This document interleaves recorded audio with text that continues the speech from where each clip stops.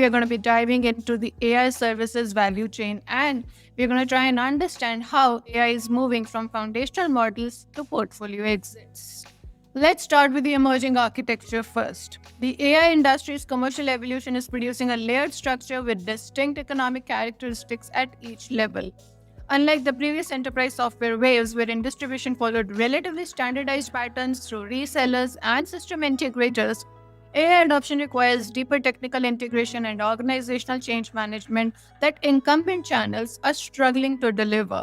The foundational model providers like Anthropic, OpenAI, Google, DeepMind, and a smaller cohort of well capitalized challengers, including Mistral and Cohere, sit at the apex. These firms have historically monetized through API consumption pricing, capturing the revenue as developers and enterprises call their models.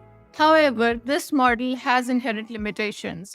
It commoditizes at the margin as models converge in capability, and it fails to capture the implementation value that determines whether the AI deployments succeed or fail. The response has been the vertical integration into services. Anthropic's recently announced 200 million investment in PE-backed consulting venture alongside its separate 100 million initiative to train enterprise consulting firms. This signals a deliberate build-out of the implementation capability. OpenAI's parallel effort, internally called DeployCo, follows similar logic, proposing to embed engineers directly within the client organizations. Now let's also look at the private equity rationale out here. Private equity's involvement is not incidental. Several structural factors make PE portfolios particularly attractive channels for the AI deployment. First and foremost, you have the cost reduction mandates. The private equity-owned companies operate under explicit pressure to improve the margins, creating internal urgency for productivity tools that self-funded enterprises may lack.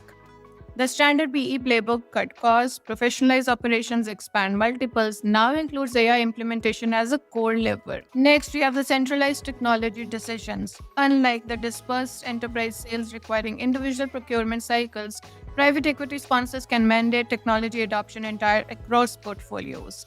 A single relationship with either Blackstone or General Atlantic theoretically opens doors to dozens of operating companies, compressing the sales cycle that typically constrains enterprise software growth.